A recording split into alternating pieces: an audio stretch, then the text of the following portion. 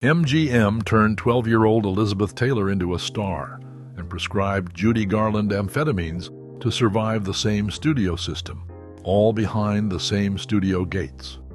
7 of Hollywood's most celebrated careers were shaped by alcohol.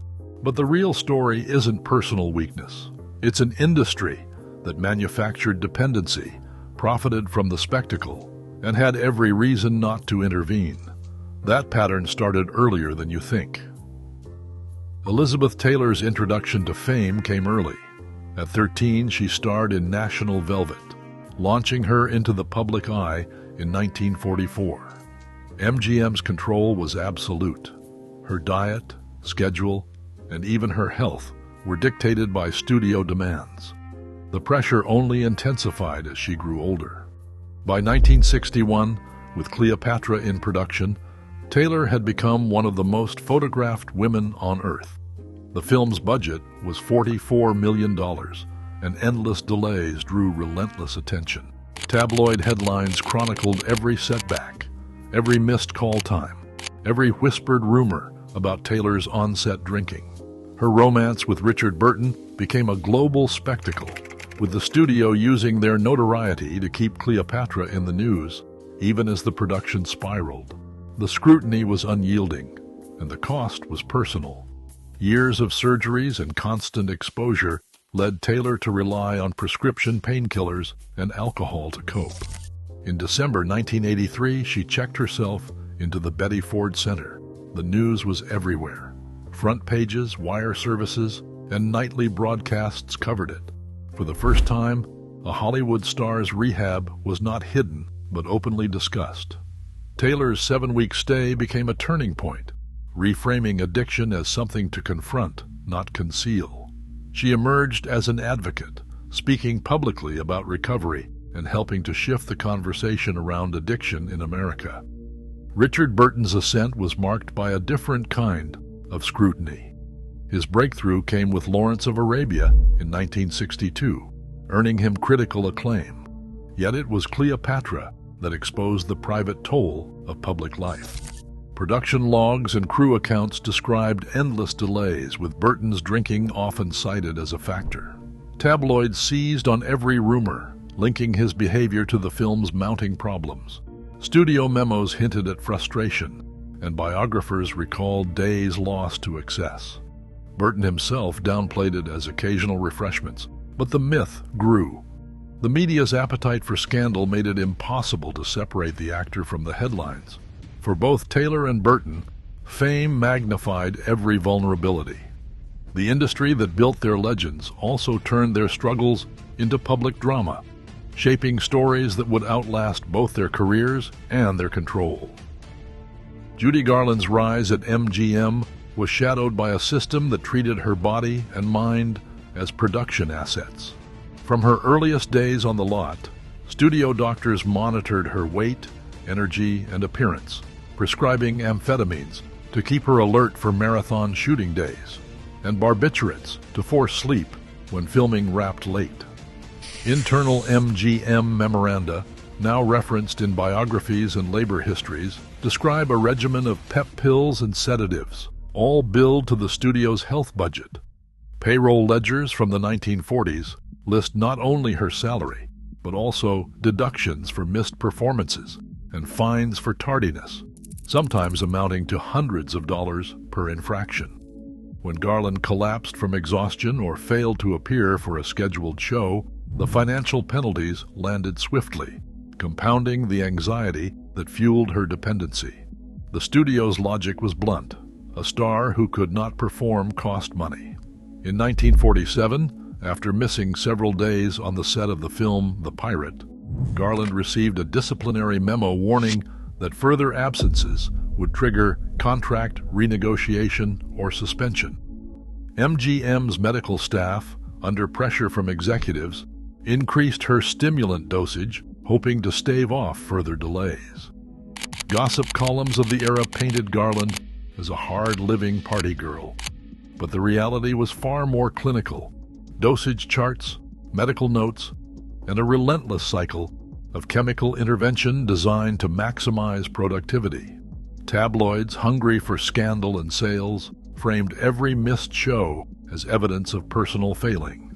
Headlines in the 1950s spoke of Judy's relapse and MGM's problem child, while studio press releases downplayed the medical crisis, insisting she was simply overworked. Behind the scenes, the economic engine of Hollywood turned dependency into a cost of doing business. Film historians point to Garland's case as emblematic of a broader pattern. The studio's willingness to medicate, penalize, and publicize their stars' struggles created a feedback loop that monetized both the myth of tireless stardom and the spectacle of breakdown. In this environment, personal health became collateral damage, and dependency was not an accident, but an occupational hazard. Peter O'Toole's reputation for brilliance on screen was matched by a private battle that nearly ended his life. In 1975, after years of heavy drinking, O'Toole was rushed to St. John's Hospital in London. Surgeons removed part of his pancreas and nearly half his stomach, a drastic intervention to save him from alcohol-induced organ failure. Medical transcripts from the NHS detail the severity of his condition, and doctors warned that even a single drink could prove fatal. O'Toole later described the recovery as a second birth, a moment that forced him to confront the cost of his habits. Against the odds, he returned to work, earning new acclaim with roles in The Stuntman and My Favorite Year. Though he spoke openly about sobriety, the shadow of his earlier excesses lingered in interviews and press coverage, shaping how the public and the industry viewed his talent and reliability. Veronica Lake's trajectory offered no such return. Once the face of Paramount, famous for her peekaboo hairstyle and roles in Sullivan's Travels and This Gun for Hire, Lake's career unraveled as her drinking became public knowledge. In 1944, after a widely reported episode of drunkenness at a studio event, Paramount issued a formal breach of contract notice. The studio files outlined the decision.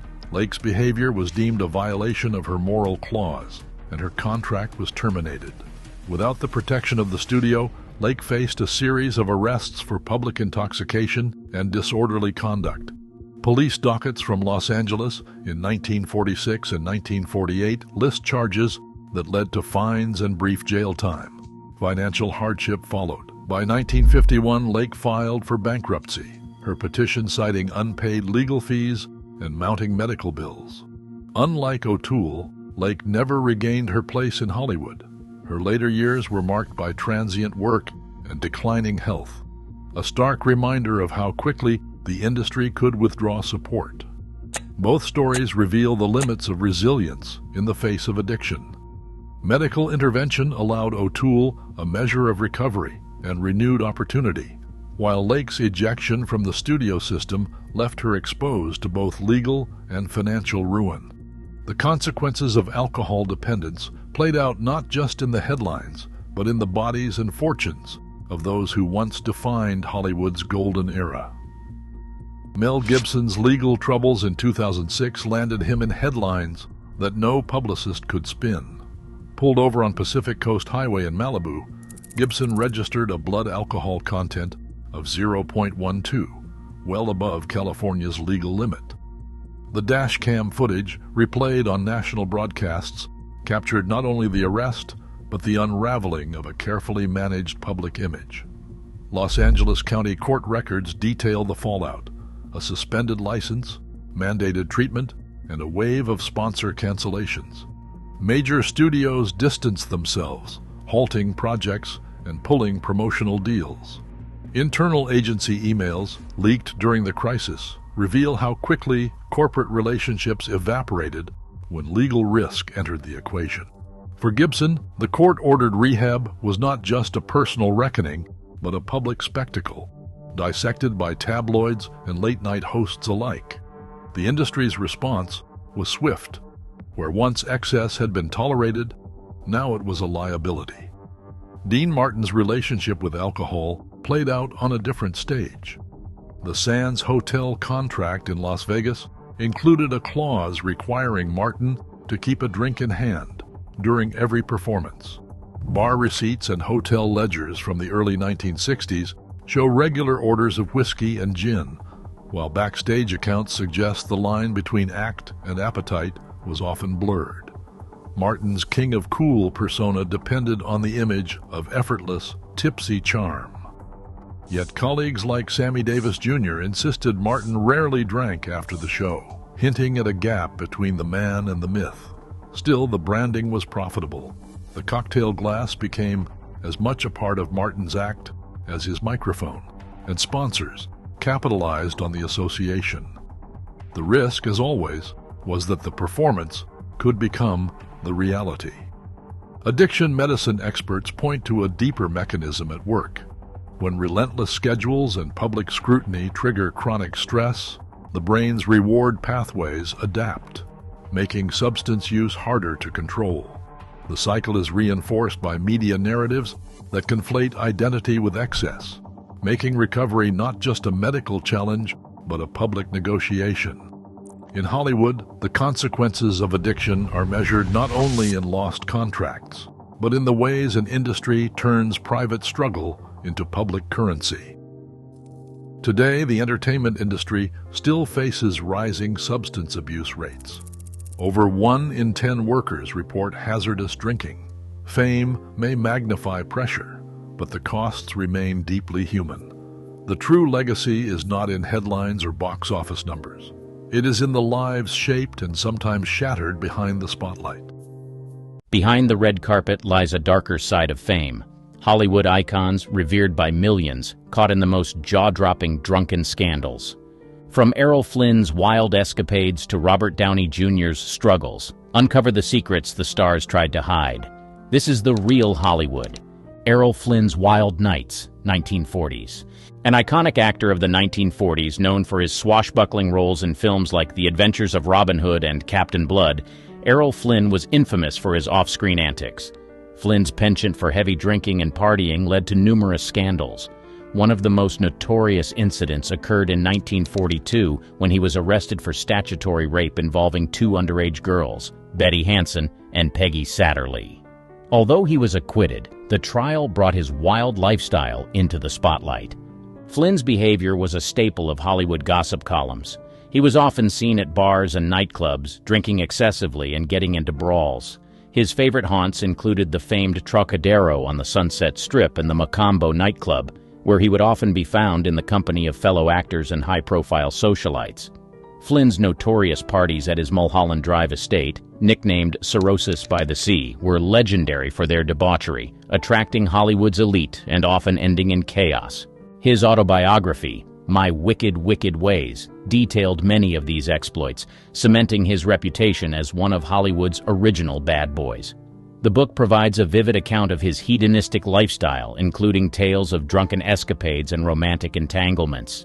Flynn once reportedly quipped, "I like my whiskey old and my women young," a line that epitomized his carefree and often reckless approach to life. Despite his personal life, Flynn continued to have a successful career. He starred in several notable films during the 1940s, including They Died with Their Boots On and Gentleman Jim.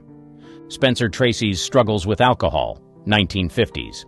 One of Hollywood's most respected actors, Spencer Tracy battled alcoholism for much of his life. Known for his roles in classics like Guess Who's Coming to Dinner and Inherit the Wind, Tracy's drinking often affected his work. In the 1950s, his struggle became more apparent, with multiple incidents of public intoxication.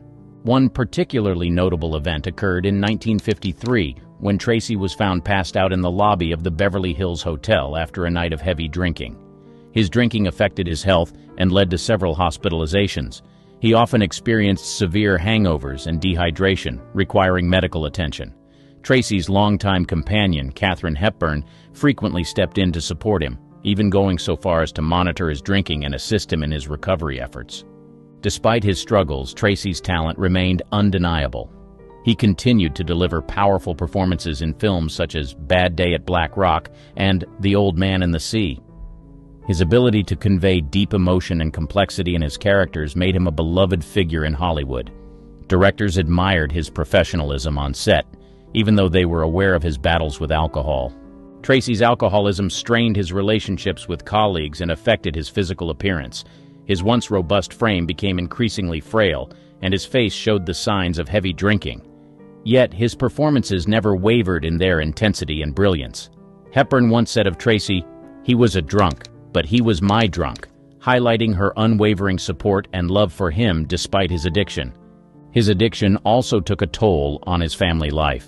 Tracy was separated from his wife Louise, although they never divorced, largely due to his Catholic faith.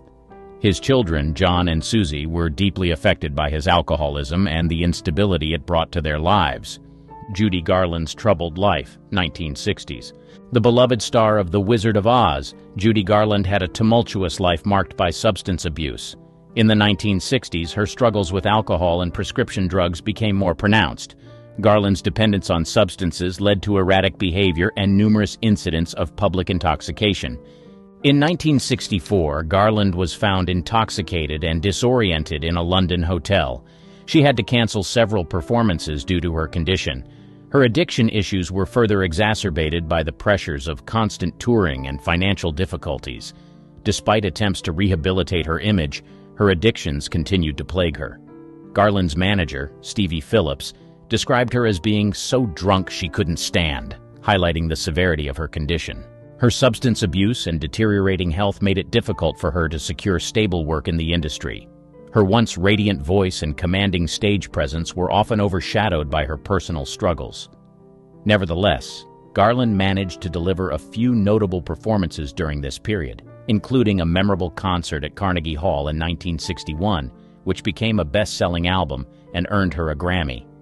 Garland's relationships also suffered due to her addictions. She went through multiple marriages and divorces, each contributing to her emotional instability. Her children, including Liza Minnelli, often witnessed her struggles, adding a layer of familial tension to her already chaotic life. Garland's attempts at sobriety were frequent, but often short-lived, as the demands of her career and personal life repeatedly drove her back to substance use.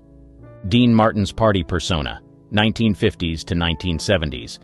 A member of the famous Rat Pack, Dean Martin was known for his smooth voice and charming on-screen presence. Off-screen, Martin cultivated a persona of the perpetual partygoer, often seen with a drink in hand. While some of his drinking was part of his act, Martin did have a penchant for alcohol. Throughout the 1950s to the 1970s, Martin's love for drinking was well documented. He often appeared on stage and television seemingly inebriated, playing into his laid-back, fun-loving image. His performances on The Dean Martin Show and the Dean Martin Celebrity Roasts featured him frequently sipping what appeared to be alcoholic beverages, adding to his carefree persona. This image was so convincing that many believed he was always under the influence, even though much of it was for show. Martin's association with the Rat Pack, alongside Frank Sinatra, Sammy Davis Jr., and others, only solidified his reputation as a hard-drinking entertainer.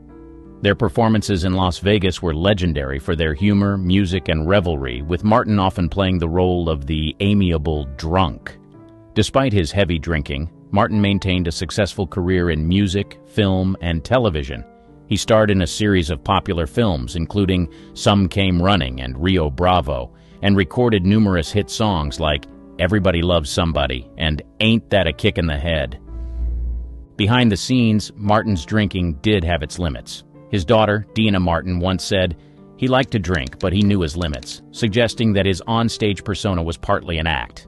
In reality, Martin was known to switch his whiskey glass for apple juice during performances to maintain his composure while still entertaining the crowd. Marlon Brando's off-screen drama, 1950s to 1970s.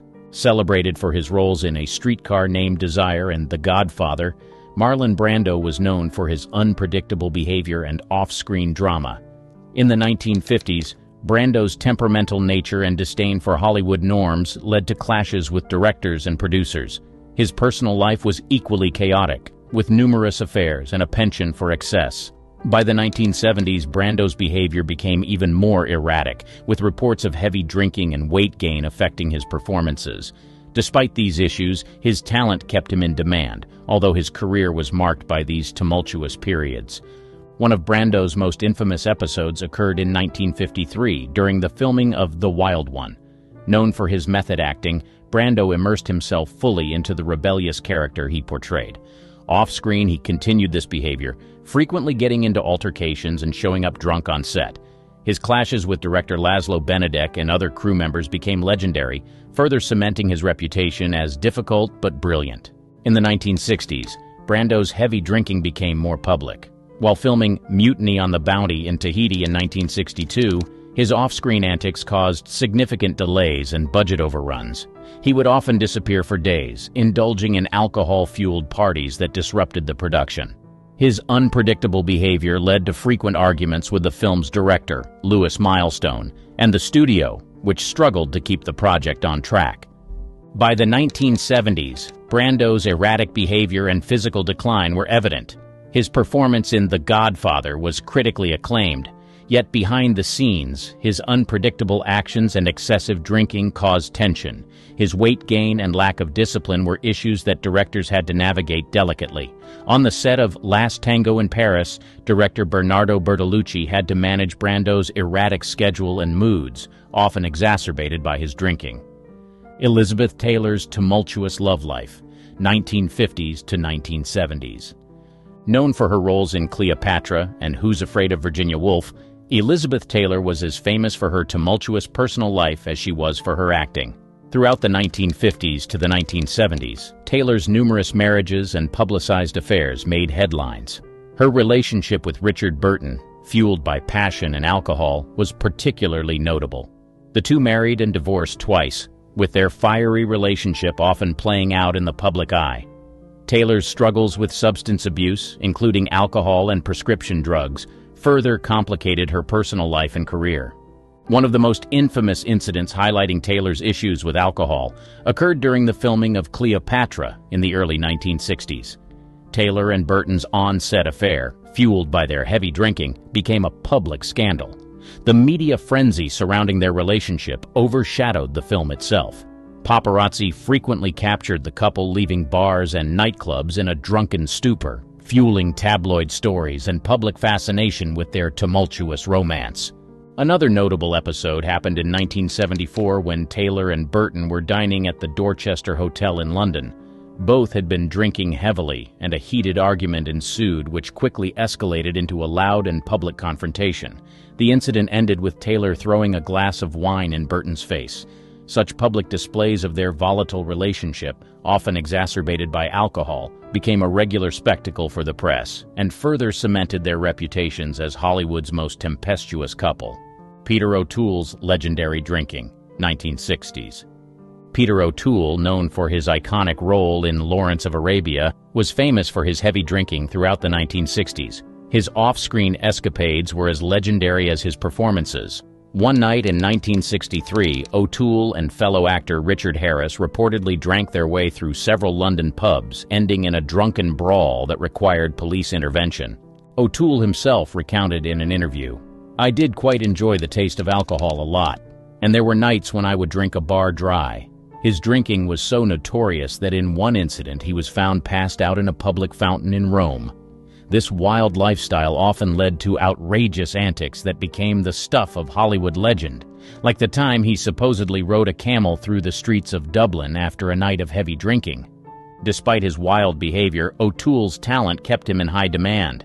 Directors and producers were willing to overlook his off-screen antics because of his exceptional acting abilities. He delivered powerful performances in films such as Beckett and The Lion in Winter, earning him critical acclaim and several Academy Award nominations. However, his drinking began to take a toll on his health and reputation. He was known to show up on set late or inebriated, causing frustration among his colleagues. O'Toole's drinking also led to numerous health issues. He underwent surgery in the late 1970s for pancreatitis, a condition exacerbated by his excessive alcohol consumption. His doctors warned him that he had to stop drinking if he wanted to live, which prompted him to significantly reduce his alcohol intake. Despite these challenges, O'Toole continued to act, delivering memorable performances well into his later years. Richard Burton's public drunkenness, 1970s. Another star of the 1960s and 70s, Richard Burton was infamous for his public bouts of drunkenness. Known for his turbulent relationship with Elizabeth Taylor, their fights were often fueled by alcohol. In 1974, during a visit to London, Burton was seen staggering out of a bar, barely able to walk. One notable incident occurred in 1975 when Burton was ejected from a theater after causing a scene during a performance. According to witnesses, he was shouting incoherently and had to be physically removed.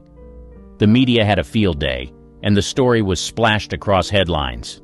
This public humiliation highlighted the extent of his alcohol dependency and its impact on his public image. Burton's drinking habits were well documented and became part of his public persona. He was often seen with a drink in hand at social events, parties, and even on film sets. His penchant for alcohol not only strained his relationships but also affected his professional life. Directors and co-stars often had to contend with his unpredictable behavior and frequent absences due to his drinking binges. Despite these incidents, Burton continued to work, though his excessive drinking affected his performances and health. His once powerful voice and commanding presence began to wane, and his roles became less frequent and less prominent. He starred in several notable films during this period, including The Exorcist II, The Heretic, and Equus, but his performances were often overshadowed by his off-screen antics.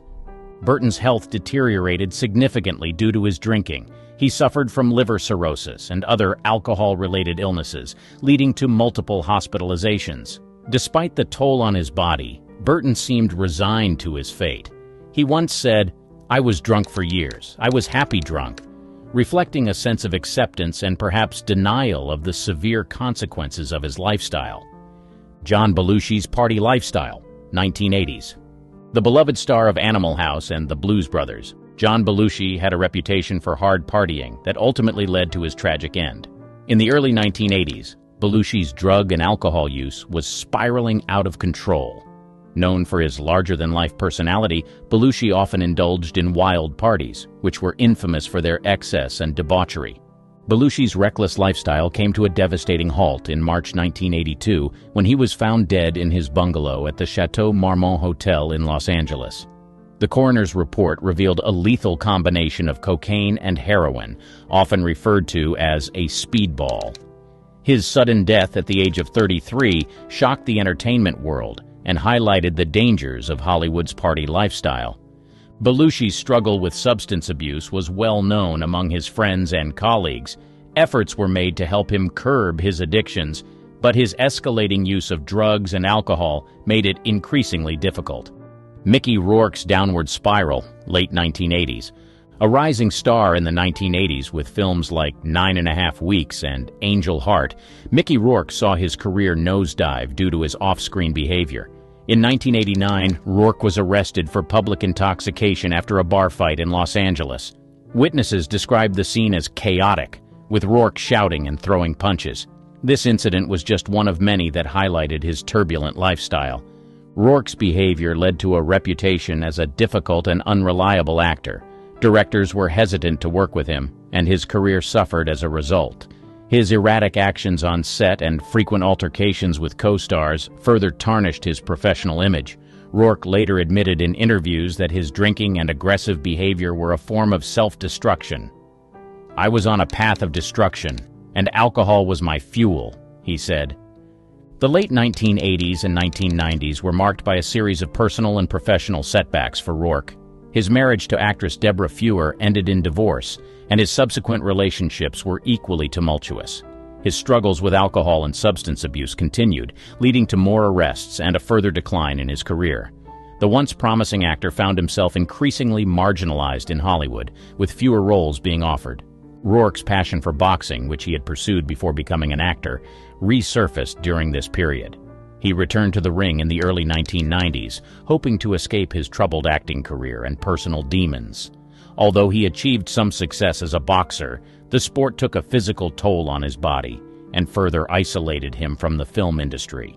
It wasn't until the 2000s that Rourke began to turn his life around.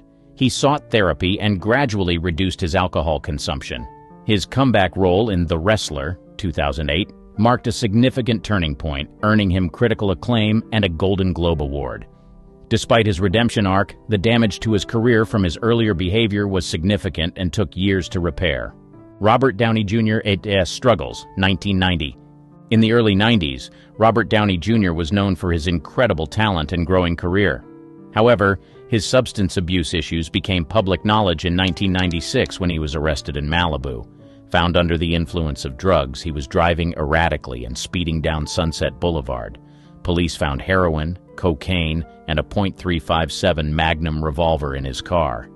Downey's arrest shocked the entertainment industry and his fans. His talent had been widely recognized, and he had been on a promising career trajectory with roles in films like Less Than Zero and Chaplin, for which he received an Academy Award nomination. The incident in Malibu, however, marked the beginning of a very public struggle with addiction. Downey later said in a court hearing, "It's like I have a shotgun in my mouth, and I've got my finger on the trigger, and I like the taste of gunmetal," poignantly describing the grip addiction had on him. Despite repeated attempts at rehabilitation, his struggle with addiction continued. Between 1996 and 2001, Downey was arrested several times, each incident marking a significant low in his career. His arrests included a 1997 incident where he was found passed out in a neighbor's home, and a 1999 incident where he missed a court-ordered drug test, resulting in a jail sentence. His recurring legal issues led to his being fired from the television series Ally McBeal, a significant blow given his acclaimed performance on the show. The once bright star saw his career prospects dim as Hollywood studios and producers became increasingly reluctant to work with him due to his unpredictability and legal troubles. Throughout these years, Downey's talent remained evident, but his addiction overshadowed his professional achievements. His relationships also suffered, with his first marriage to Deborah Falconer ending in divorce partly due to his substance abuse problems. Despite the support of friends and family, Downey's path to recovery was fraught with setbacks. Some Hollywood stars weren't just heavy drinkers, they were so drunk they had to be carried onto set. Others slurred their lines, forgot entire movies they starred in, or even died with a drink in their hand. This is the dark side of fame, the actors who were completely wasted at all times. John Barrymore. He wasn't just a star. He was Hollywood's first great alcoholic. Long before rehab was an option, he drank himself into a joke. Studios covered for him at first, but by the end, even they couldn't save him. In the 1920s, Barrymore was on top of the world. He had the looks, the voice, and the talent. But off camera, he was rarely sober.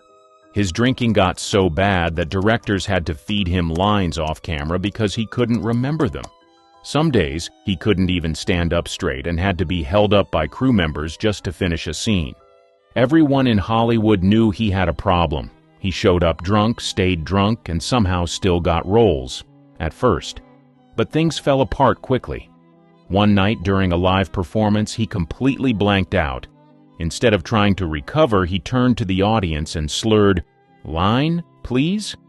The show was shut down early, and from then on, everyone knew Barrymore wasn't the same actor anymore. By the 1930s, his drinking wrecked his career. Studios didn't want to risk hiring him, and directors stopped covering for him. Even when friends tried to help, he kept drinking. His body started shutting down, shaking hands, failing memory, and a career in free fall. It wasn't just his career that crumbled. His personal life was a mess.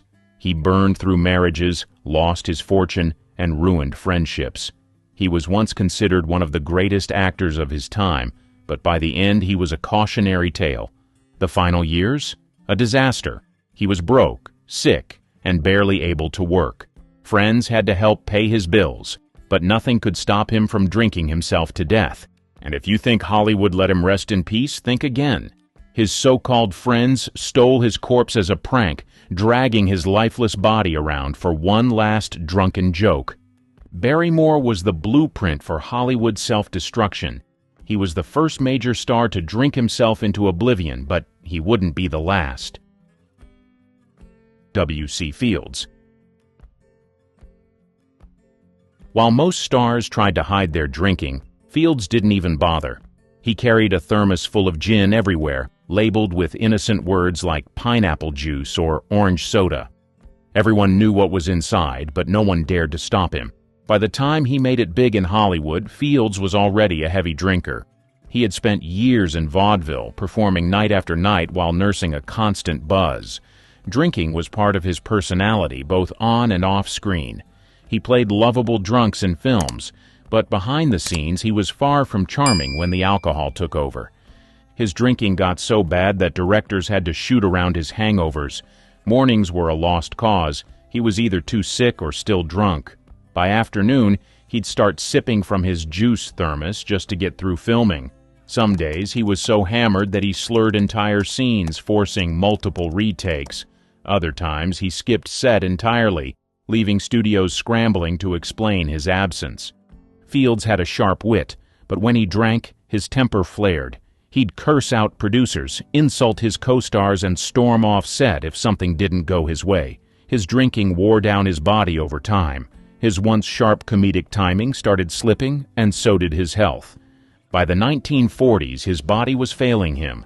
His liver was shot, and doctors warned him that if he didn't quit drinking, he wouldn't last much longer.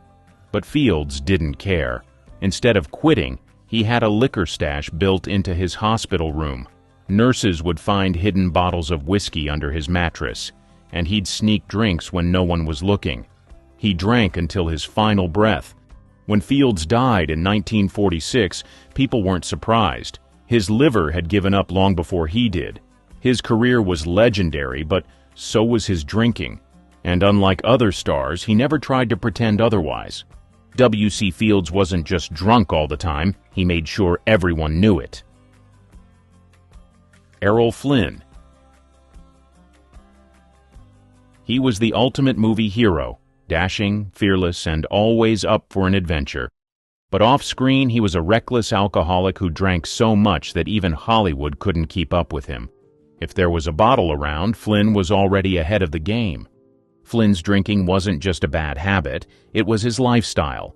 He'd start his day with champagne, switch to hard liquor by lunch, and keep going until he passed out. Studios tried to hide it, but his drinking made productions a nightmare. He slurred his lines, stumbled through action scenes, and sometimes needed to be propped up just to finish filming. During The Adventures of Robin Hood, 1938, he was so drunk during fight scenes that stunt doubles had to take over more than usual. In They Died with Their Boots On, 1941, he kept falling off his horse because he couldn't stay balanced. Directors grew frustrated, but Flynn's star power kept him employed, at least for a while. His drinking wasn't just for fun. Flynn was self-medicating, drowning out personal demons with endless bottles of rum and whiskey. He was constantly in legal trouble, facing accusations of assault and scandalous affairs. His court cases became just as famous as his movies, but instead of slowing down, he drank even harder.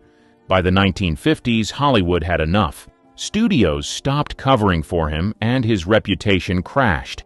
His once chiseled looks were puffed and bloated from years of heavy drinking. His liver was failing, but he didn't stop. He couldn't. In 1959, Flynn's body finally gave up.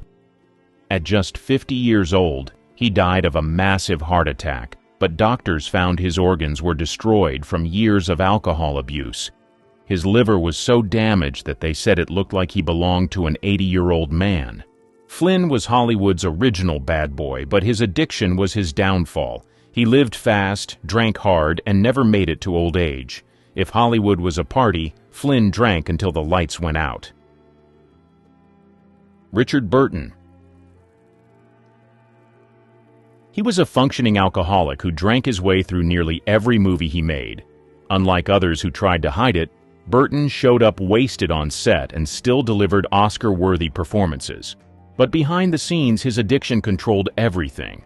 Burton's drinking started early. By his 20s, he was already downing multiple bottles of liquor a day. Success only made it worse. He became one of Hollywood's highest-paid actors, but with that fame came an endless supply of booze.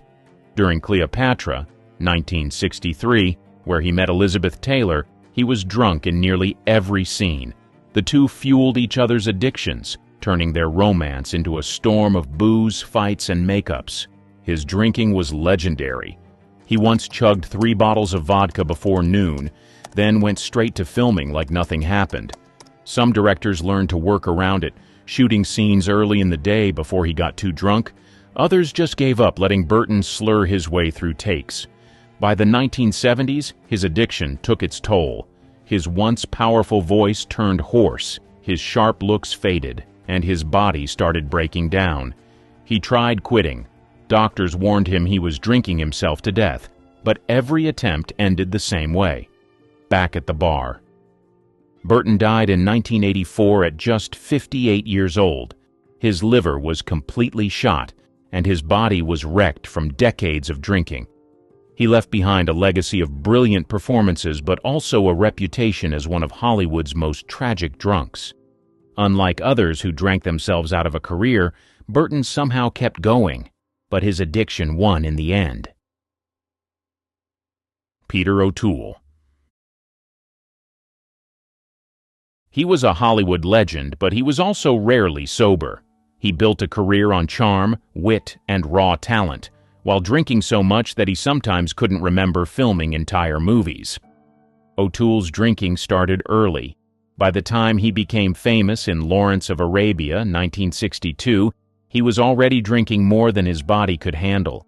He was known to down multiple bottles of whiskey in a single night, then show up to set the next morning like nothing happened, until it started affecting his work. His reputation as a drunken genius followed him everywhere. He would slur through scenes, forget his lines, or suddenly fall asleep in the middle of filming. On Goodbye, Mr. Chips, 1969, production shut down multiple times because he was too wasted to work. In interviews, he later admitted, "I have no memory of making some films." His drinking wasn't just a problem for Hollywood. It nearly killed him. In the 1970s, doctors found that years of alcohol abuse had destroyed his stomach lining, leading to internal bleeding and emergency surgery. They told him if he didn't stop drinking, he wouldn't survive. O'Toole tried to quit, but never fully gave it up. He continued acting, but his wild behavior and heavy drinking kept him from reaching his full potential. Even later in life, when he claimed to be sober, people doubted it. His reputation was too legendary. He lived longer than most Hollywood drunks, making it to 81, but his body was wrecked from decades of drinking. When he died in 2013, fans remembered him as a brilliant actor, but also one of Hollywood's most infamous alcoholics. Peter O'Toole didn't just drink, he turned it into an art form. Oliver Reed. His reputation for out-drinking entire bars made him a legend, but it also destroyed his career and eventually his life.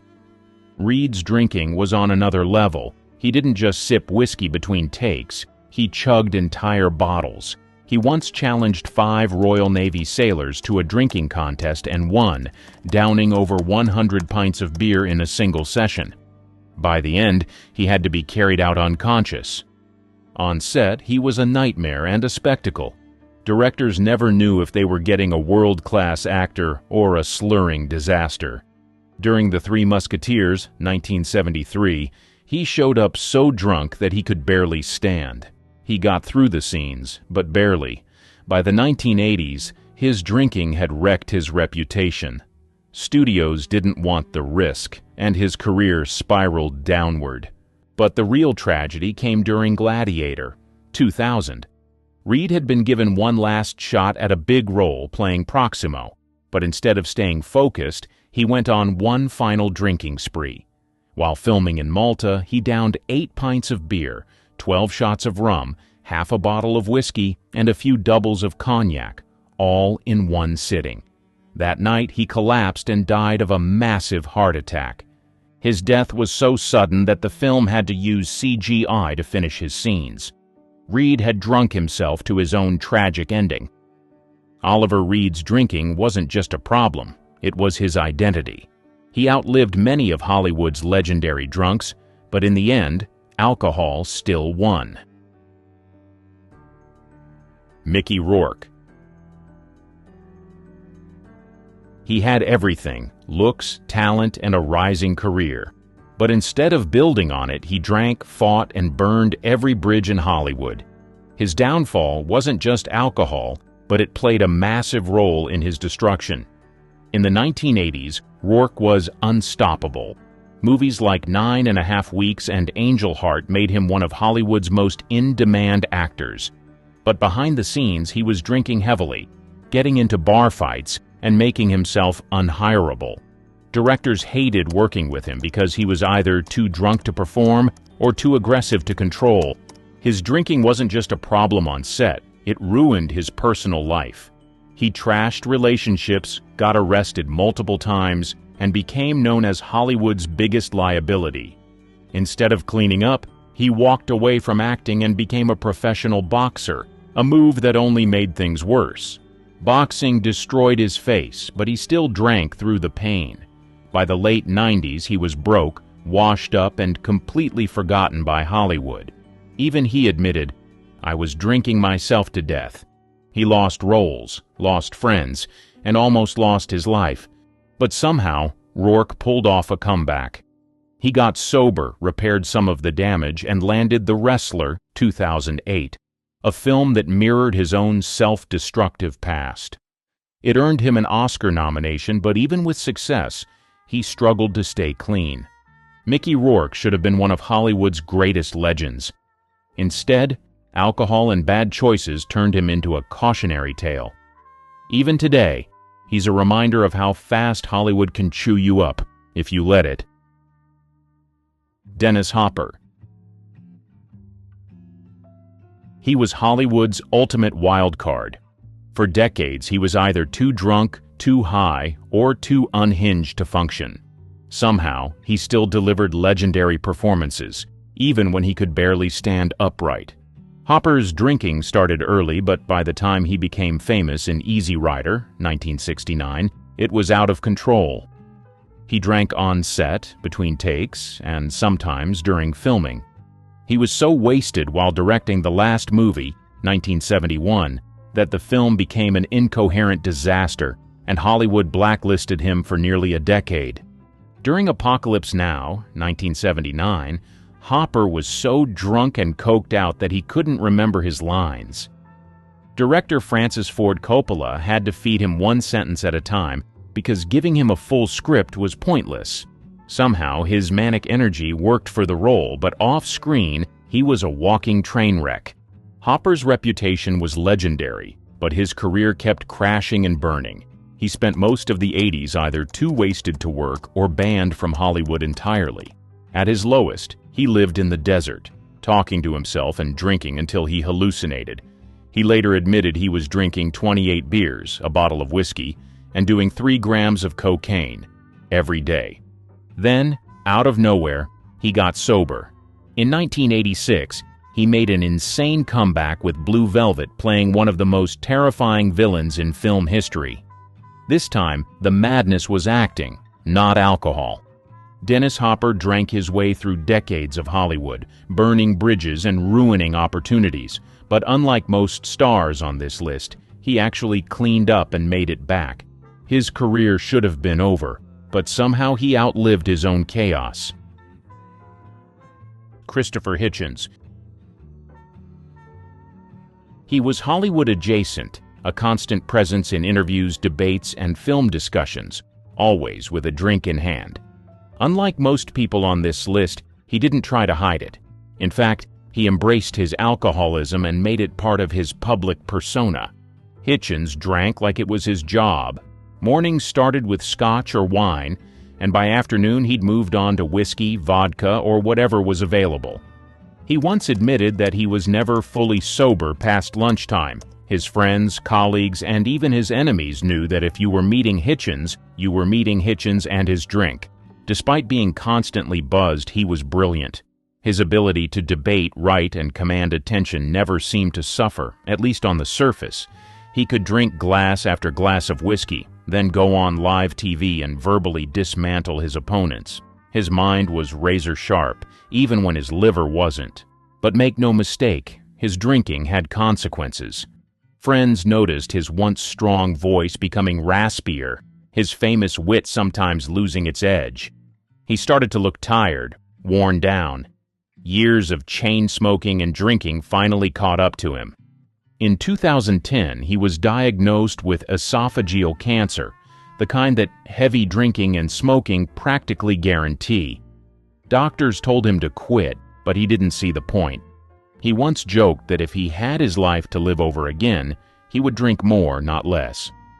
Even as his body failed him, Hitchens kept writing, debating, and of course, drinking. He saw no reason to stop. It was who he was. In 2011, at 62 years old, he passed away, leaving behind a legacy of brilliant writing, sharp debates, and a lifetime of liquor-fueled intellect.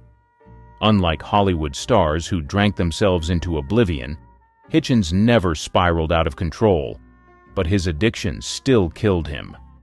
He was proof that even the smartest minds aren't invincible when alcohol is in the mix. Nicolas Cage. Unlike the other names on this list, he is still standing, but his reputation as Hollywood's modern-day wildcard has been fueled by years of alcohol, erratic behavior, and bizarre public meltdowns. If old-school stars drank their way into oblivion, Nicolas Cage has drunk his way into internet legend. Cage wasn't always Hollywood's unhinged meme king. In the 90s and early 2000s, he was an A-list actor with an Oscar, blockbuster hits, and critical respect.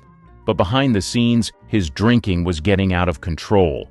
Directors noticed his slurred speech, co-stars saw his erratic moods, and soon his performances started getting weirder and more unpredictable.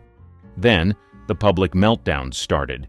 In 2011, Cage was arrested in New Orleans for public drunkenness and disturbing the peace, after getting into a shouting match with his wife. Reports claimed he was stumbling, screaming, and too wasted to control himself. A few years later, he was caught drunkenly singing Prince's Purple Rain at a karaoke bar, so hammered that he could barely stand. The drinking wasn't just a personal issue. It wrecked his finances, too. Cage went on a spending spree fueled by booze and bad decisions, blowing through $150 million on castles, private islands, a dinosaur skull, and a pet octopus. When the IRS came knocking, he had to take every role he could get, leading to the infamous era of low-budget, straight-to-DVD Cage movies. Despite the chaos, Cage never fully collapsed like the drunks of old Hollywood.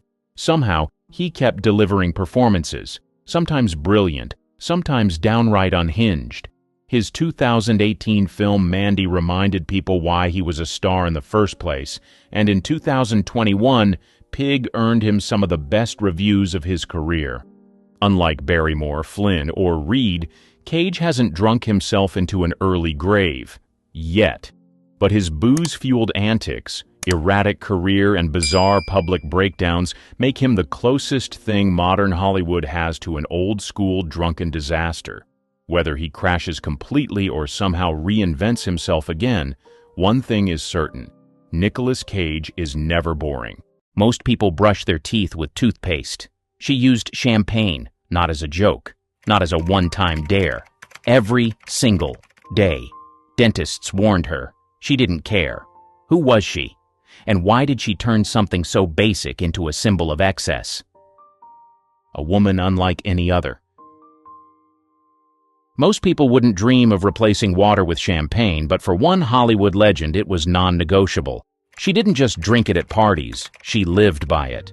Hydration, champagne, self-care, champagne, brushing her teeth, you guessed it, champagne. This wasn't a quirky habit she picked up later in life. The seeds of extravagance were planted early. Born into wealth and privilege, she never learned restraint. While most kids were taught discipline, she was encouraged to be exactly who she wanted to be, and what she wanted was everything. By the time she reached adolescence, her personality was already larger than life. She wasn't just rebellious, she was unstoppable. Teachers couldn't control her. Rules meant nothing. If a school didn't meet her expectations, she simply left or got expelled. Either way, it was her decision. Her parents, exasperated but indulgent, sent her to the most prestigious institutions they could find. Maybe structure would tame her. It didn't. The only lessons that stuck were the ones she wanted to learn: drama, literature, and, most importantly, the art of capturing attention. As a teenager, she discovered her greatest skill: commanding a room. It wasn't just about beauty or talent, it was presence. She had an effortless way of making everyone around her feel like they were in the presence of someone important, even if they couldn't quite explain why. That magnetism led her straight to the stage, Broadway to be exact. While other young women were being molded into obedient starlets, she did things her own way. She smoked, swore, and laughed louder than the men. She wasn't trying to fit in. She expected the world to adjust to her, and, incredibly, it did. The making of an icon. By the time she was in her early 20s, she had already conquered Broadway. Critics might have been divided on her wild behavior, but audiences couldn't get enough. She wasn't a polished, delicate starlet. She was unpredictable, electric, alive. Hollywood took notice. Studio heads weren't sure what to make of her. She was brash, unapologetic, and had a voice that could cut through a crowded room like a knife. But there was no denying her talent. She had that rare quality that made people lean in when she spoke, waiting for what she'd say next. She didn't audition for roles, she owned them. Directors knew that once she was on set, she wouldn't just read lines, she'd command the screen. Her charisma was so overpowering that co-stars often found themselves reduced to background noise. But Hollywood came with rules. It expected women to be demure, well-behaved, controlled. That wasn't her style. She drank, smoked, and swore like a sailor. She talked openly about things actresses weren't supposed to mention: sex, politics, money. And yet, studios couldn't resist her. They cleaned up her image in glossy magazine spreads, trying to sell her as another glamorous, sophisticated leading lady. But no matter how much makeup, lighting, or editing they applied, they couldn't erase the truth. She wasn't just acting. She was the role. Every part she played felt like an extension of herself. Fierce, unfiltered, magnetic. Audiences ate it up. But fame didn't change her. If anything, it made her more reckless. While other actresses carefully curated their images, she leaned into chaos. If reporters asked her a question, she answered with brutal honesty. If a party got dull, she found a way to liven it up, often with a dramatic entrance, an unexpected striptease, or a scandalous remark designed to make headlines. She wasn't just famous, she was notorious. And she didn't care. Hollywood wanted to control her. Instead, she made it clear she was going to play by her rules. And that was just the beginning. The Broadway takeover. Before Hollywood tried to tame her, Broadway was the perfect playground. There were no cameras to censor her, no studio heads demanding she behave, just a stage, an audience, and the raw energy she thrived on. She didn't just perform, she consumed the spotlight. Critics struggled to describe her. She wasn't graceful, but she was mesmerizing. She didn't deliver lines, she attacked them. Every performance felt spontaneous, as if she might change the entire script on a whim just to see what would happen. Audiences were hooked. They didn't just come to see the play, they came to see her. Would she show up sober? Would she insult a co-star mid-scene? Would she break the fourth wall just to mock a critic in the front row? Anything was possible. One night, when a fellow actor fumbled a line, she didn't cover for him. She doubled down. "Darling, if you can't remember the words, at least say something clever," she quipped, sending the audience into hysterics. That was her power.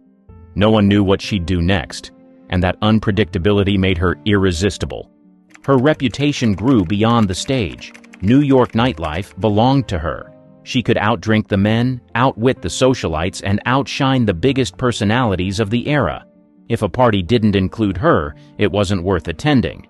But Broadway wasn't enough. She wanted a bigger stage, and Hollywood was starting to realize that no matter how unruly she was money. Studios had seen her name in the papers too many times to ignore her. Even with the scandals, the rumors, and the endless stream of outrageous behavior, one thing was clear. When she was on stage, people watched. Hollywood's wildest star. When she arrived in Hollywood, she wasn't just another actress looking for a break. She was a Broadway legend with a reputation so big it could barely fit through the studio gates. Directors knew she was trouble. Producers knew she was unpredictable. But they also knew one thing. If they put her on screen, people would watch. Her first films proved what Broadway fans already knew. She wasn't just talented, she was electric. She didn't act so much as dominate the screen. Whether she played a seductress, a villain, or a tragic lead, audiences couldn't take their eyes off her. But Hollywood came with rules. Studios controlled their stars like products, dictating everything from their diets to their love lives. That wasn't going to happen with her. She refused to be molded into the typical Hollywood starlet. If they wanted her, they had to take all of her, scandal, sharp tongue, and champagne obsession included. And the champagne? It was everywhere. She drank it on set, kept bottles in her dressing room, and made sure every party had a steady supply. The stories about her started to sound impossible. She was rumored to have bathed in it, used it to wash her hair, and even brushed her teeth with it. Directors begged her to behave. She laughed in their faces. She was kicked off sets for arriving late, or sometimes not at all. She openly insulted the Hollywood elite, calling them dull and predictable. If a leading man annoyed her, she let him know, sometimes with words, sometimes by knocking back his drink in one gulp and walking away. The press couldn't get enough. Every headline was wilder than the last. Actress stirs up scandal at studio gala. Hollywood starlet's outrageous party leaves guests speechless. Leading lady prefers champagne to water. Dentists horrified. The studio system wasn't built for someone like her. They wanted obedient, polished stars who followed orders. She wasn't here to follow anything. Hollywood had created its own monster, and it had no idea how to contain her. Scandals, rumors, and unapologetic living. As her fame skyrocketed, so did the stories about her. Some were true, some exaggerated, and some so outrageous they sounded made up. Except with her, anything felt possible. She had no interest in hiding who she was. While other actresses carefully protected their images, she welcomed controversy. She spoke openly about sex, drank more than any of her male co-stars, and cursed like a sailor in an era when women were expected to be demure. The rumors fueled her legend. One of the most famous? She supposedly despised water so much that she replaced it entirely with champagne. Not just for drinking, she allegedly washed her face with it, rinsed her hair with it, and even brushed her teeth with it. When asked if it was true, she never denied it. Instead, she'd flash her signature grin and say, "Why ruin a good story with the truth?" Dentists warned her about the damage she was doing to her enamel. She didn't care. By this point, her reckless habits were as much a part of her persona as her performances. Beyond her personal indulgences, she had a habit of stirring up scandal in public. She made crude jokes in interviews, gave blunt opinions about her peers, and treated Hollywood's biggest events like her personal playground. Once, at a high society dinner, she reportedly took off her mink coat and revealed she wasn't wearing anything underneath. The film industry had never seen anyone like her. While other actresses played by the rules to maintain their careers, she seemed to thrive on breaking them. But it wasn't just rebellion for the sake of it. She was proving a point. She refused to be controlled. Of course, Hollywood had its limits, even for her. The industry tolerated her chaos as long as she was bringing in money. But how long could they let her run wild before the consequences caught up? At some point, even the biggest stars have to pay the price. And for her, the bill was about to arrive. The champagne obsession. By now, the stories about her were legendary, but nothing fascinated people more than Talulah Bankhead's relationship with champagne. It wasn't just her drink of choice, it was practically a personality trait. While others reached for water to quench their thirst, she reached for a bottle of bubbly. She was never seen without a glass in hand. At parties, on film sets, even during interviews, it didn't matter. She once quipped, "I don't drink water. Fish do unspeakable things in it." That line alone cemented her reputation as Hollywood's most extravagant drinker. But the real shock came when rumors spread that Bankhead wasn't just drinking champagne, she was using it for hygiene. People whispered that she washed her hair with it, splashed it on her face as a toner, and, most bizarrely, brushed her teeth with it. When confronted with these rumors, she never gave a straight answer. Instead, she let the gossip swirl, knowing it only made her more infamous. But those close to her swore it wasn't a joke. She really did it. Dentists warned her. The acid in champagne was eroding her enamel, making her teeth vulnerable to decay. But she had little interest in medical advice. In fact, she dismissed health concerns altogether. If champagne was ruining her teeth, so be it. She had no plans to change. For her, champagne wasn't just a drink. It was a lifestyle. It represented indulgence, rebellion, and a refusal to conform. In a town obsessed with image, she refused to take anything seriously. And yet, her excess had a cost. The years of partying, drinking, and ignoring warnings were catching up. Hollywood had a way of chewing people up and spitting them out, and as much as she pretended to be untouchable, cracks were beginning to show. The price of extravagance. For years, she lived as if consequences didn't exist. Bankhead drank what she wanted, said what she wanted, and ignored every warning thrown her way. But excess always comes with a price, and she was starting to feel the bill. The long nights of drinking and partying were catching up.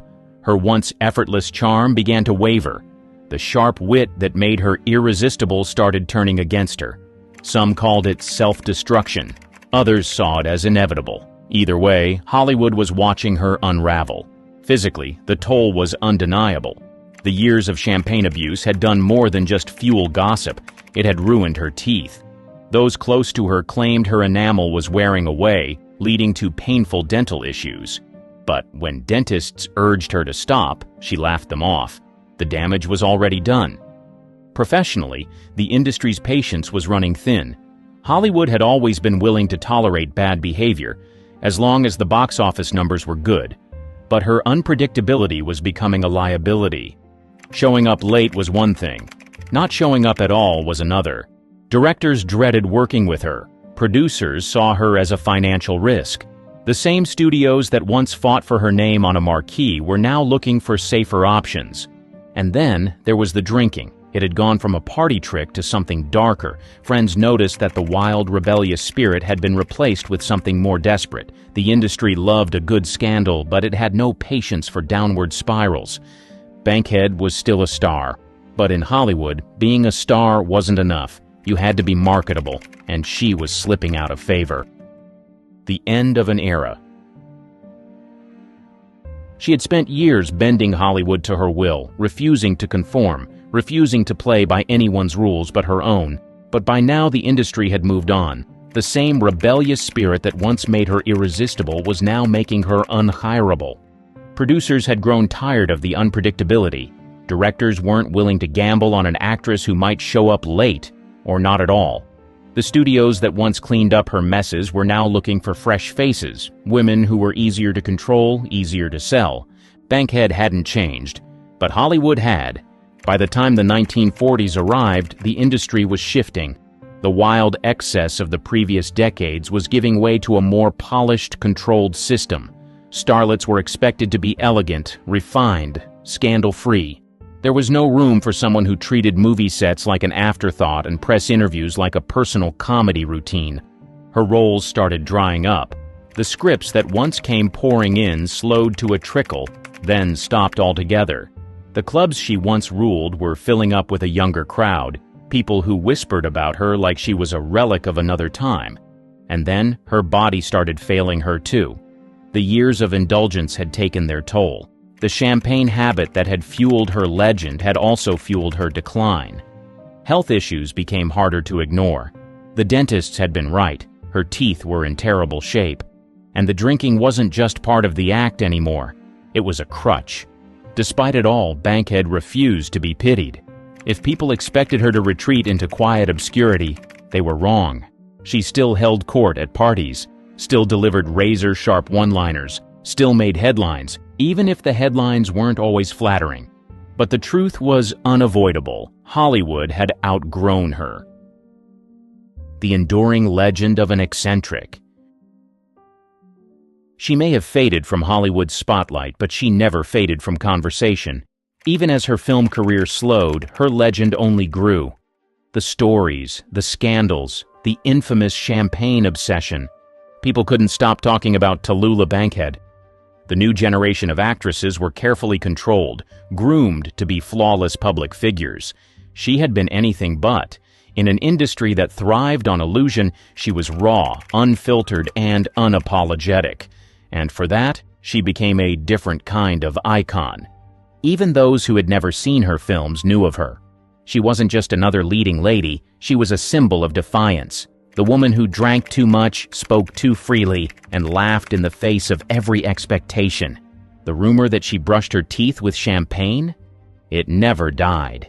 It became part of her mythology, another outrageous detail in a life that felt too wild to be real.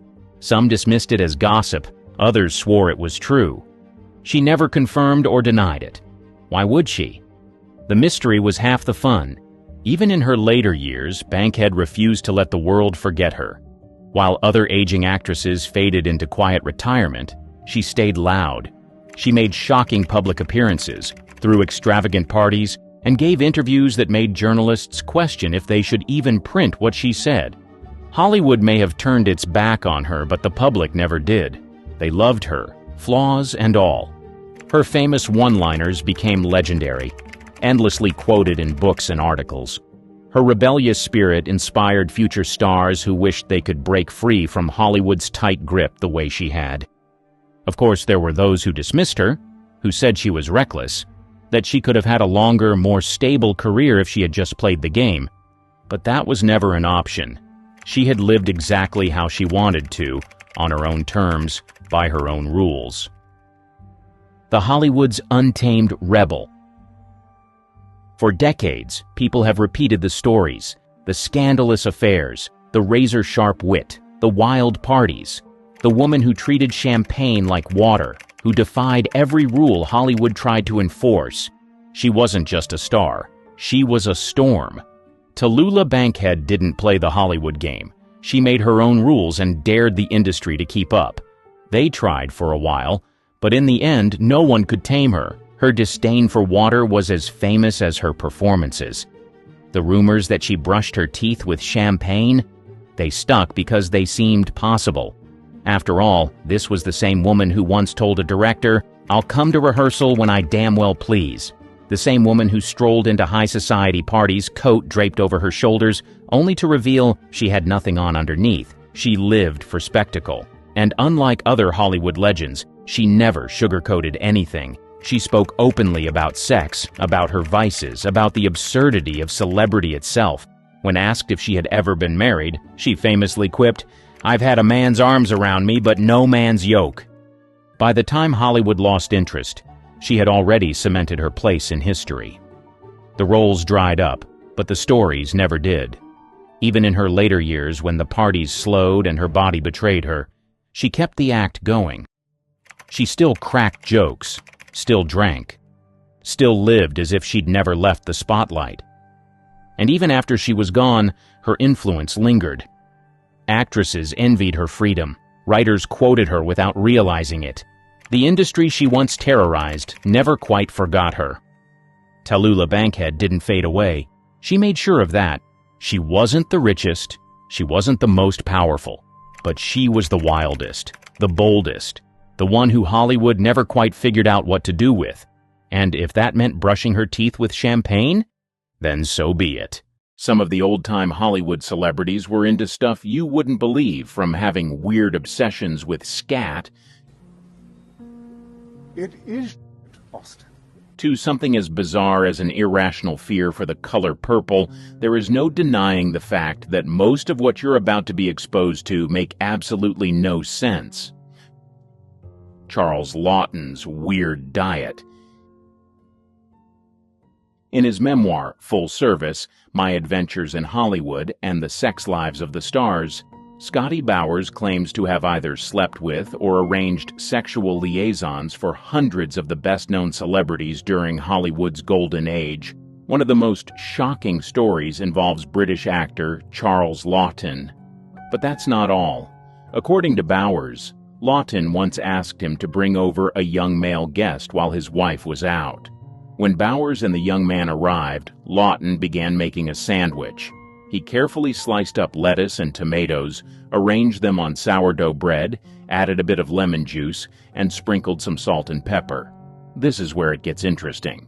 After a few minutes of prep work, Laughton took the bread slices in one hand, picked up a pot with the other, and asked the young man to follow him into the bathroom. But what happened next will shock you. Here's what Bowers describes. Charles was the first to return. He put the plate with the bread slices on the kitchen table. I could see that the lettuce and tomatoes had been lightly smeared with a light brown substance. Seconds later, Ted appeared in the kitchen. His erection was gone, and he was looking decidedly sheepish, perhaps even a trifle embarrassed. I stared at him curiously, and he pulled a face, hoping that Charles wouldn't notice. He pointed at the bread slices on the plate and then lightly patted his backside. And then, believe it or not, Laughton ate the sandwich. Ronald Reagan's obsession with young virgins. Ronald Reagan is often remembered more for his political career than his time in Hollywood, but back in the 1940s and 50s he was one of Tinseltown's leading men. But that's not all. One of the most cringe-inducing rumors about Reagan's Hollywood days comes from his co-star in the 1950 drama Louisa, Piper Laurie. She claims that the future GOP icon took her virginity when he was 39 years old, and she was just 18. But what happened next will shock you. In her memoir, Laurie writes that Reagan first seduced her on the set of their film Louisa, where he played her father. At first, Reagan seemed like a true gentleman. He even asked Laurie's mother for permission to take her on a date. Sounds charming, right? But instead of the glamorous evening Laurie had imagined, Reagan took both her and her mother to his house, where he cooked hamburger steak and salad. This is where it gets interesting. After dinner, things took a strange turn. Reagan led Laurie back to the bedroom. According to her, the actor was an insensitive show-off in bed. He bragged about how long he'd been erect, 40 whole minutes, and how much his condom had cost. But that's not all. Laurie also recounts that Reagan was far from a considerate lover. Not only did he fail to pleasure her, but when she mentioned her lack of an orgasm, his response was harsh and critical. According to her, he said, "There's something wrong with you that you should fix." Howard Hughes's extreme obsession with hygiene. Howard Hughes, the brilliant yet enigmatic tycoon, had a mind that worked in extraordinary ways.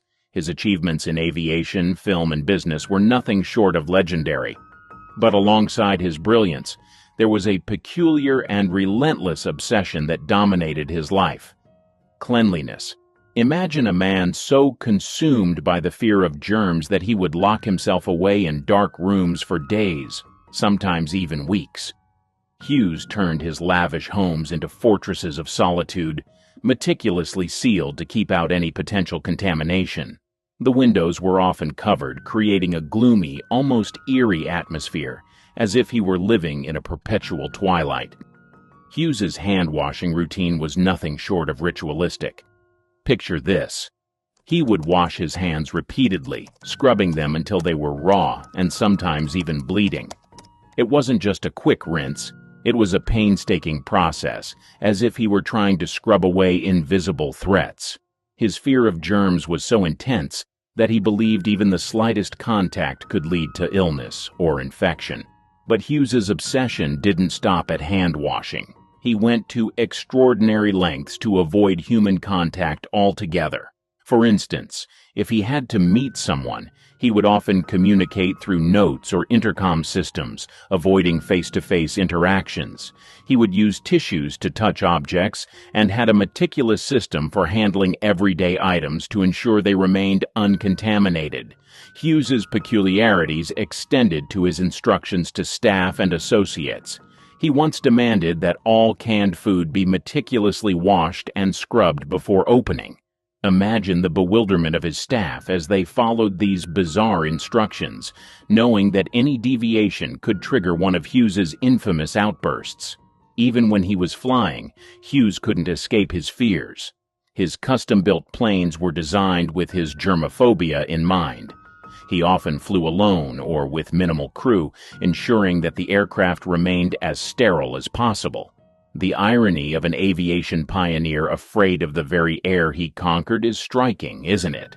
Hughes's obsession with cleanliness and germs was a constant battle in his mind. Despite his towering intellect and achievements, he was trapped by his own fears.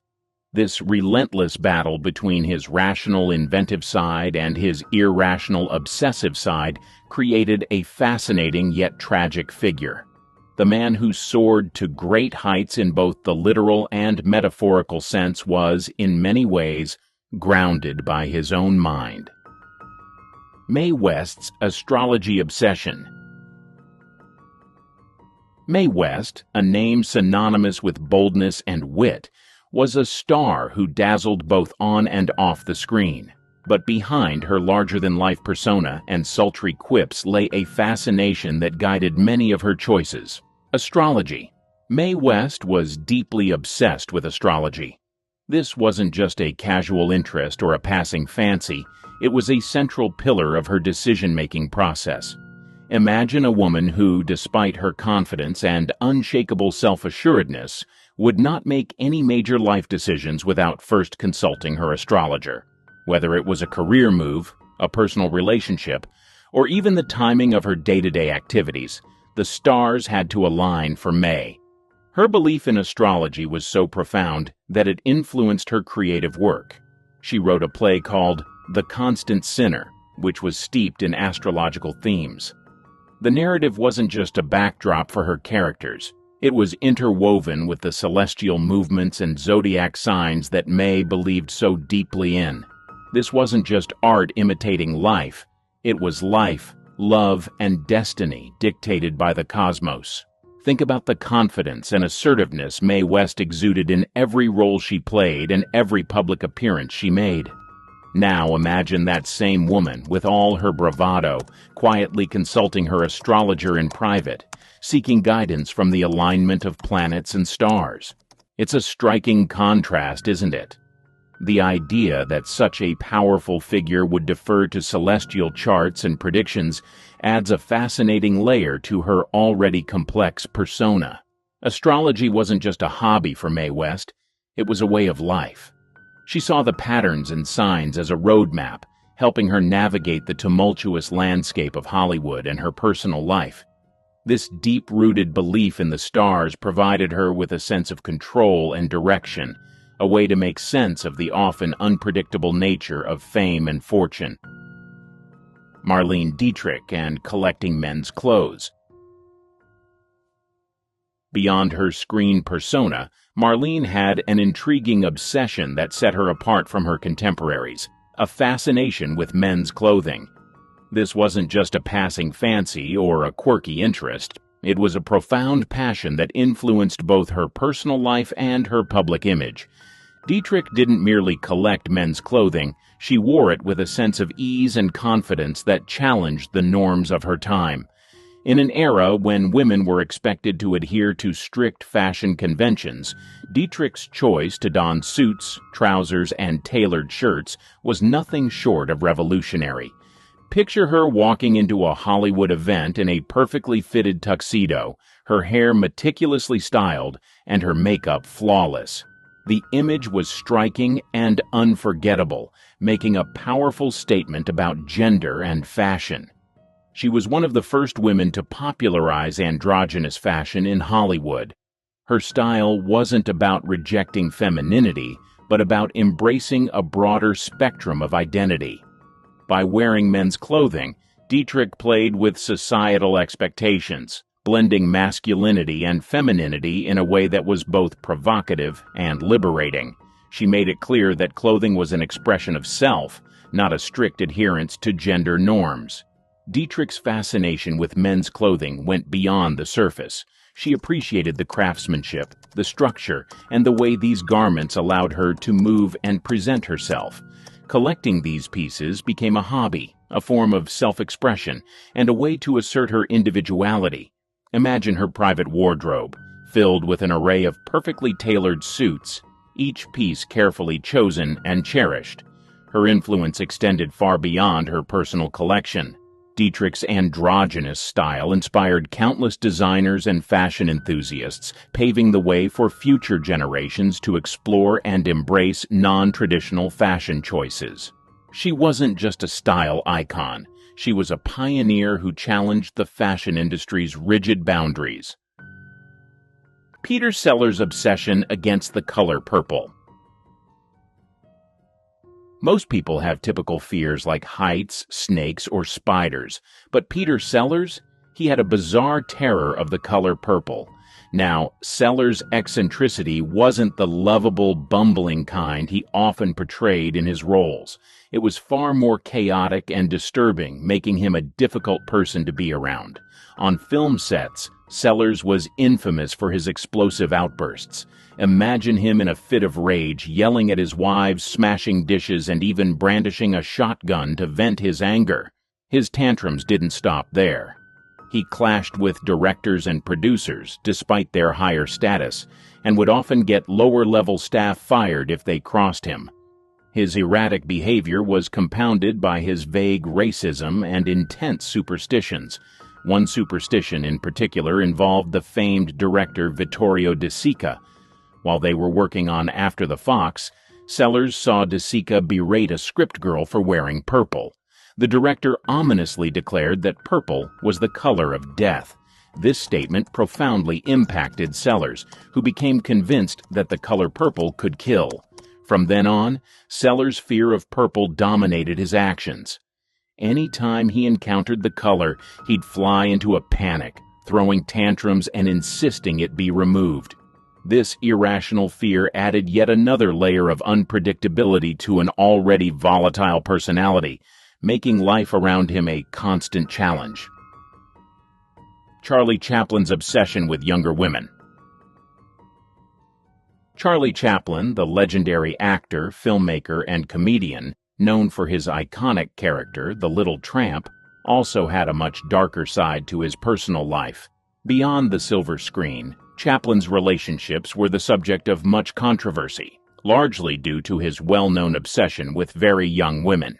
This fixation shaped his personal and professional life in ways that continue to spark debate. Chaplin's first marriage was to Mildred Harris in 1918, when he was 29 and she was just 16. Their relationship began when Harris was only 15, highlighting the significant age difference and Chaplin's preference for much younger partners. The marriage was short-lived, lasting only 2 years, but it set a precedent for Chaplin's future romantic endeavors.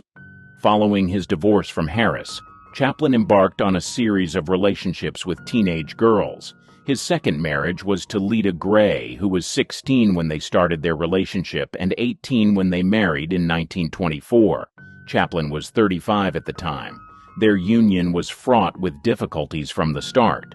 Gray's youth and inexperience clashed with Chaplin's controlling nature, leading to a tumultuous relationship that ended in a highly publicized and acrimonious divorce. The divorce proceedings revealed many sordid details about Chaplin's behavior, further cementing his controversial reputation. Despite the scandal, Chaplin continued to pursue young women. His third marriage was to Paulette Goddard, a rising star in Hollywood, who was 21 when they met, and Chaplin was 47. Though their marriage was kept relatively private and the age gap was not as stark as in his previous relationships, the pattern of significant age differences persisted. Chaplin's fourth and final marriage was to Una O'Neill, the daughter of playwright Eugene O'Neill. Una was just 18 when she married Chaplin, who was 54 at the time. This marriage, despite the age gap, proved to be the most stable and enduring of Chaplin's life. They remained together until Chaplin's death in 1977, and they had 8 children. Una's unwavering support and devotion seemed to bring Chaplin a semblance of the stability that had eluded him in his previous relationships. His preference for young women was not limited to his marriages. He was known to have numerous relationships with teenage girls throughout his life, often starting when the girls were still minors. This behavior, while not uncommon in the early 20th century, drew significant criticism and legal challenges. In one notable case, Chaplin faced a paternity suit from actress Joan Barry, who was 23 years younger than him. The case, which included allegations of coercion and manipulation, was widely covered by the media and further tarnished Chaplin's public image. The controversy surrounding Chaplin's relationships with young women has led to a complex legacy. On one hand, he is celebrated as a genius of early cinema, whose contributions to film and comedy are unparalleled. On the other hand, his personal life raises uncomfortable questions about the dynamics of power and exploitation. Chaplin's behavior reflects the broader societal attitudes of his time, where older men often pursued younger women, sometimes with dire consequences. Gloria Swanson's obsession with health and fasting. Gloria Swanson, one of Hollywood's most glamorous and enduring stars, was not only known for her striking beauty and acting prowess, but also for her intense dedication to health foods and fasting. Decades before the wellness industry became mainstream, Swanson was a pioneer in the realm of health and nutrition, turning her lifestyle into a fervent obsession that shaped her daily routines and public persona. Swanson's journey into the world of health foods and fasting began at a time when processed foods were becoming increasingly popular in America. Rejecting this trend, she delved into natural and organic eating habits, believing that what she consumed had a direct impact on her overall well-being and longevity. Her approach to diet was meticulous and uncompromising. She scrutinized every ingredient, ensuring that her meals were not only nutritious but also free from any artificial additives or preservatives. Her commitment to healthy foods extended beyond just eating organic produce. Swanson embraced a diet rich in raw vegetables, fruits, nuts, and seeds, long before such dietary choices became fashionable. She was particularly fond of juicing, often preparing fresh vegetable and fruit juices to maintain her energy and vitality. This dedication to a clean diet was not merely a fad for Swanson. It was a deeply ingrained lifestyle choice that she believed was essential for sustaining her health and beauty. In addition to her strict dietary habits, Swanson was a firm believer in the benefits of fasting. She would often embark on long fasts, abstaining from food for extended periods to cleanse her body and mind. These fasts were not just about physical health. Swanson saw them as a way to achieve mental clarity and spiritual renewal. Her fasting routines were rigorous, sometimes lasting several days, during which she would consume only water or freshly squeezed juices. This practice was unconventional and even controversial at the time, but Swanson was unwavering in her belief in its benefits. Swanson's obsession with health foods and fasting was also evident in her social interactions and public appearances. She often spoke about her dietary practices, sharing her knowledge and experiences with others. She became an advocate for healthy living, encouraging those around her to adopt similar habits. Her influence extended to her close circle of friends and colleagues in Hollywood, many of whom were inspired by her dedication and began to explore healthier lifestyles themselves. Her commitment to health was not without its challenges.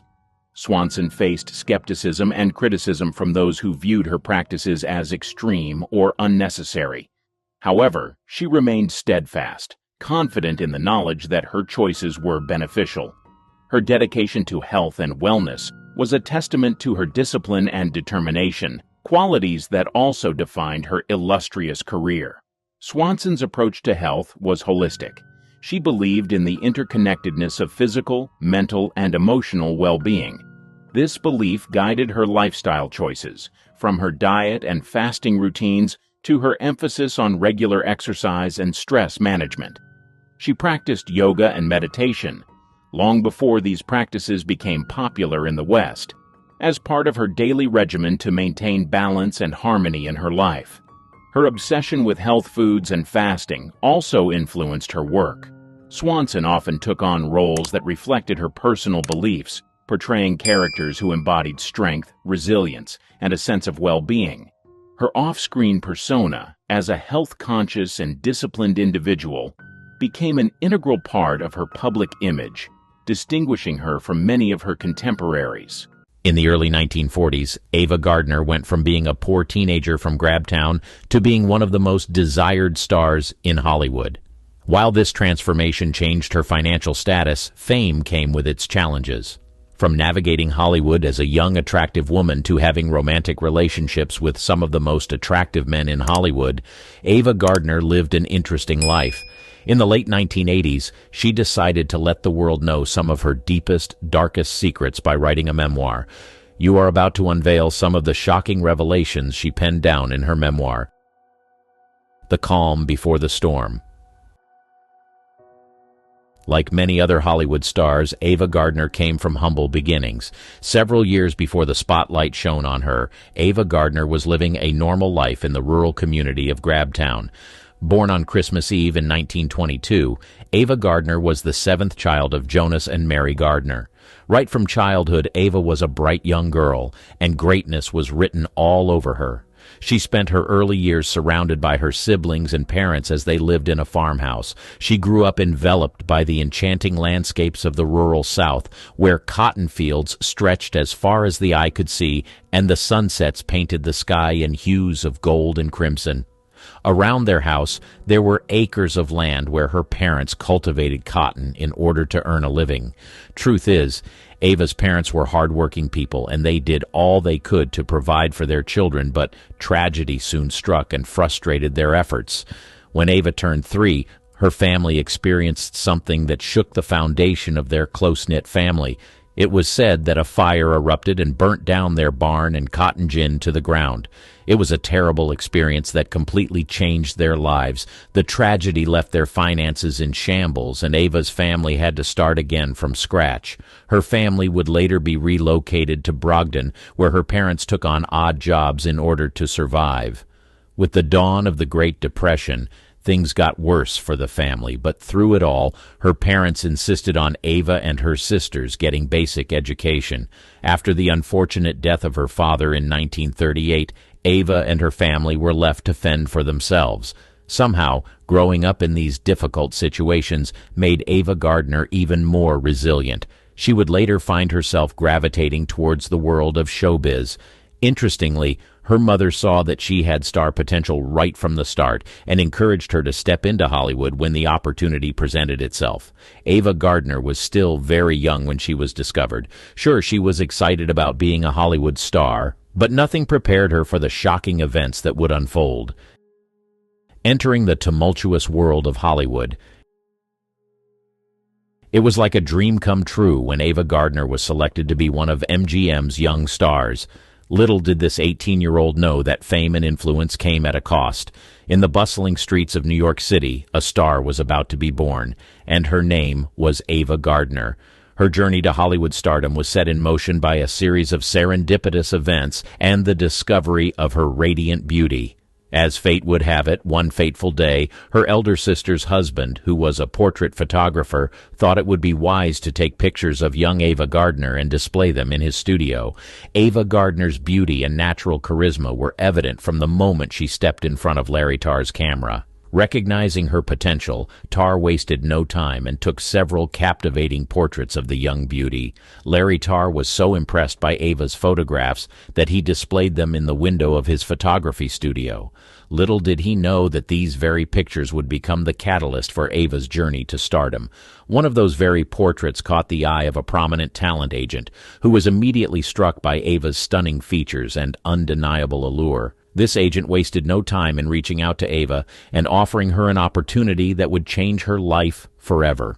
The name of this influential talent agent was Al Altman.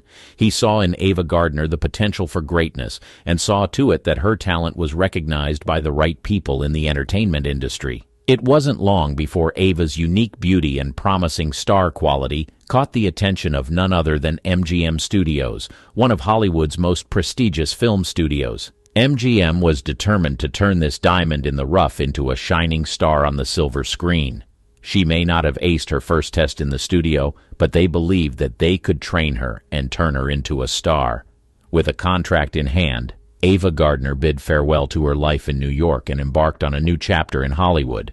It was 1941 when she made her debut in a small role in the film Babes on Broadway. which was just the beginning of her remarkable career. Her looks were undeniably instrumental in opening doors for her in Hollywood. With her piercing green eyes, cascading brunette locks, and radiant smile that could light up the darkest room, she possessed a kind of beauty that was simply irresistible. But it wasn't just her beauty that set her apart. Ava had a presence and confidence that demanded attention, making her a standout among the aspiring starlets of the time.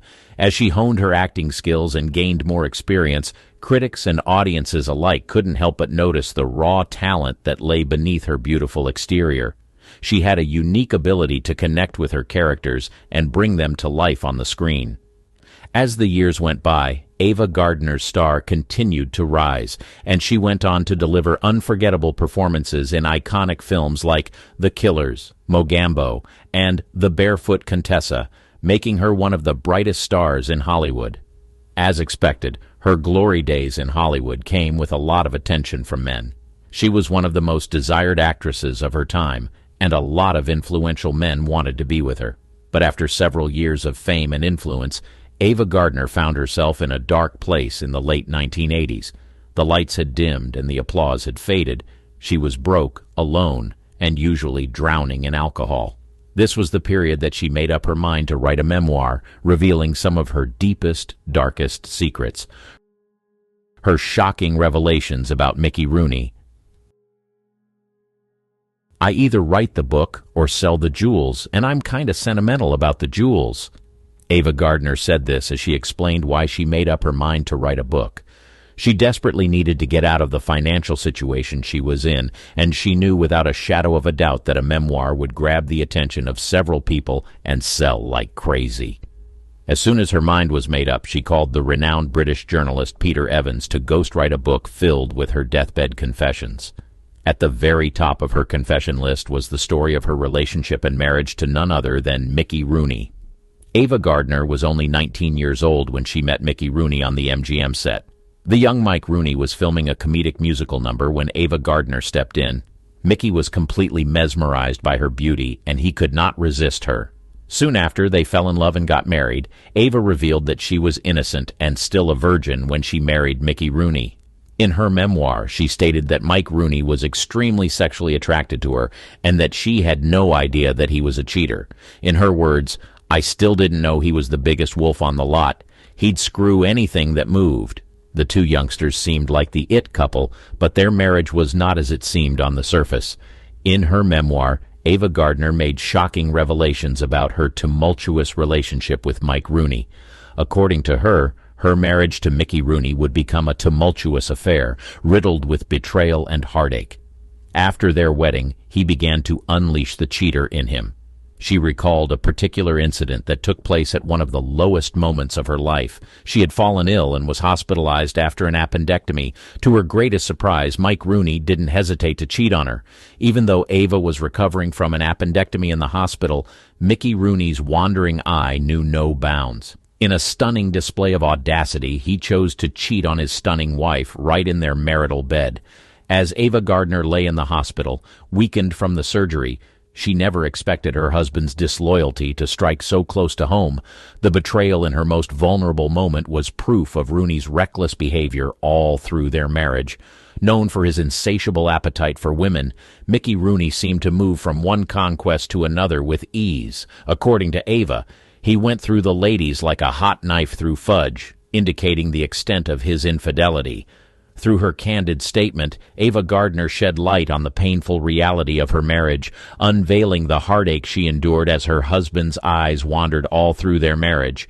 Through it all, they maintained an image of a perfect couple on the outside, until their marriage came crumbling down in May 1943, a year later. Sadly, her tumultuous first marriage was only the beginning of a series of romantic relationships that would affect Ava Gardner in ways she never imagined. She never loved Howard Hughes. After her first marriage came to an end, the actress got into a relationship with Howard Hughes. She had genuinely given her heart to Mike Rooney, but she couldn't say the same for Howard Hughes. In her memoir, she revealed that she never loved Howard. She made it clear that she was appreciative of what he did for her mother, but she didn't like certain things about him. When her mother was dying, Howard paid for her medical care.